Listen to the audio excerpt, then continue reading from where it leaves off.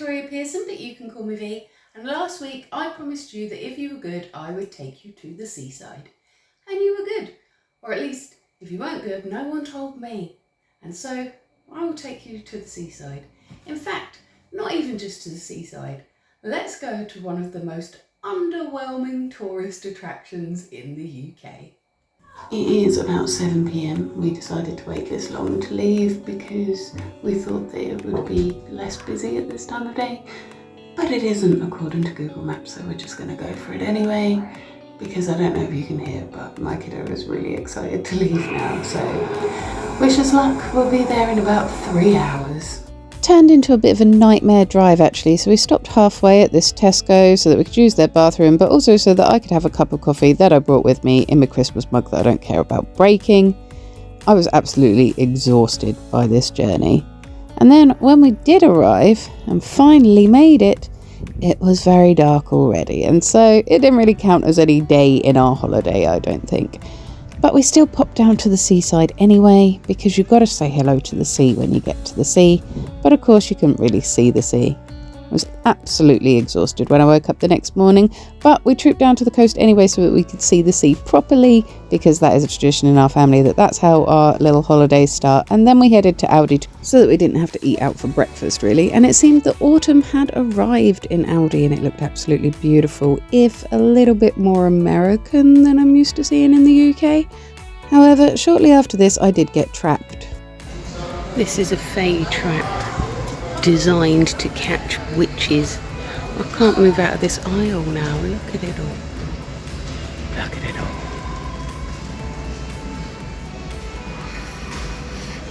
And there's more.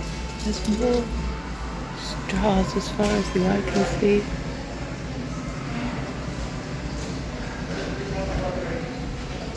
And then the huge arms and bronze. The stationery.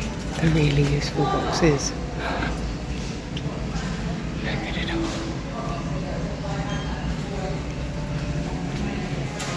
I live here now. And then just as I thought I'd escaped, there were even more jars and I got stuck again. But eventually my family rescued me. We went back to the caravan and had breakfast of champions there. And then it was time to go to the UK's most underwhelming tourist attraction. So we have come today to Ness Point, which is the easternmost point of the UK. It is a tourist attraction, but I have to say, driving up to it, you think that you are horribly lost. It looks like we're just in the middle of an industrial estate. Let's go and see it. I'm not going to lie, there really isn't very much here, but this portrait is gorgeous. It is by an artist called Gillian Allard, and it's called A Lowestoft Man. It's a portrait of a man named Malcolm Wright who lived in Pakefield, which isn't far from here. And that there is the easternmost point of the UK. That structure that you can see out to sea is as far east as the UK goes. And that is literally it. And there it is, guys, the easternmost point of the UK. Isn't that the most picturesque thing you've ever seen in your life? Let's go have a look.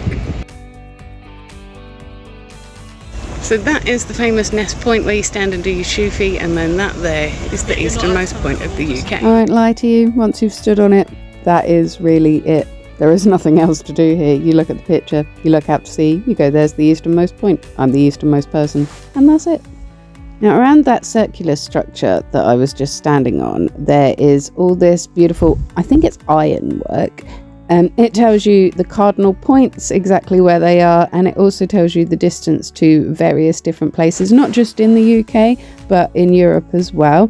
You unfortunately can't see it very, very well, and sadly it hasn't been very well maintained either, which is part of why you can't see it, but also because we went very early in the morning, because we didn't want to get too hot. It was very, very bright. But look, there's quite a few bits missing here. And I suspect, given the area, it's possible that they have been stolen and sold for scrap. I think it's a real shame that they haven't been replaced, because this could be a really, really nice little place to be. It's got the solstice lines marked there because we're on the eastern coast, so the sun rises this way, and so it marks where the sunlight falls on the particular solstices at dawn.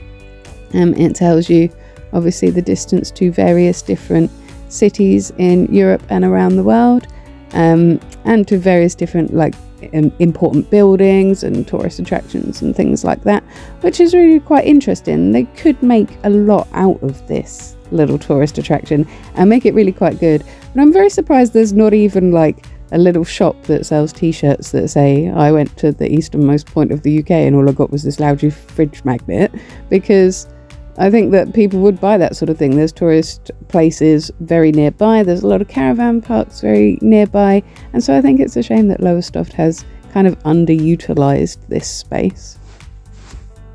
When my friend the Barefoot Backpacker came here to do a walk from the easternmost point to the westernmost point of the UK, they stood on the spot that I am standing, and their picture was a lot more impressive because there used to be a plaque here saying that this is the easternmost point of the UK, but it's gone now. Right now, I am the easternmost person in the UK. Well, I am until my 10-year-old makes me move so that he can be. It was still incredibly early in the morning, so we drove to Claremont Pier car park, which is right next to this gorgeous little garden, so that we could have a little wander around Kirkley Village shops and maybe then go to Claremont Beach as well. We've been there before, it's absolutely beautiful, and I really love Kirkley Village as well. There is a bunch of different shops here, but there are loads and loads of different charity shops here as well, and little thrift stores and knick-knack shops, and I just love that sort of shop. I could spend so long in there, and to be honest, I actually did. My daughter also loves knick-knack shopping and books just like I do, and so we spent quite a while in there, and my 10-year-old got really quite bored.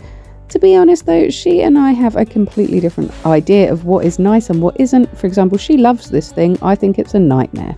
We found this gorgeous little shop called TIQI2, and it just sells everything, and it had a whole room of really witchy things. I could have spent days in this shop and all of my money, and thankfully I didn't bring much with me because we're on a budget this holiday, and so all I came away with was one beautiful little altar cloth.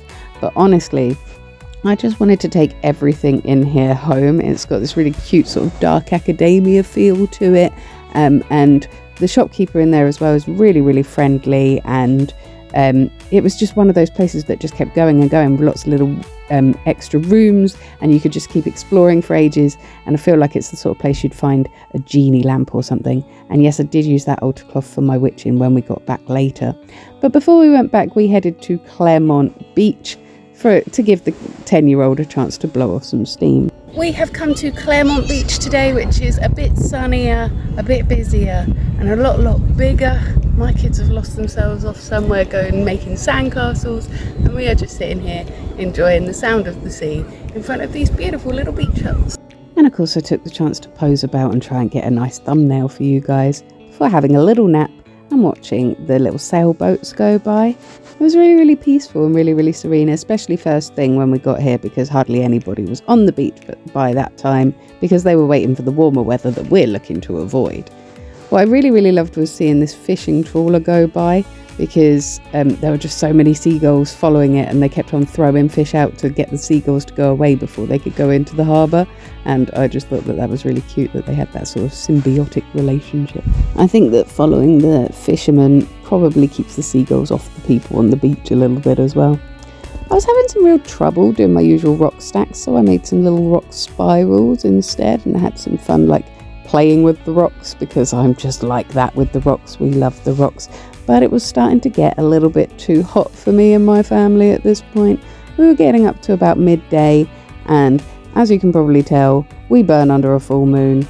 And so, although other people were now starting to pile onto the beach because the day was getting much warmer, we were starting to think that we had just about had enough. And so once the lifeguards and the surfers and people like that started arriving, and it started to get a bit more packed, we decided to head off of the beach and go and check out the arcade on Claremont Pier instead. Now, we didn't take very much money with us because we knew that we were going to be going through here and didn't want the kids to just absolutely rinse us out. But you could easily spend a lot of money in here. But we were just heading on our way through so that we could go to the actual pier, which is through a door at the end. Now, I find piers quite scary at the best of times. But this particular pier absolutely terrifies me because look at the size of the gaps on those boards.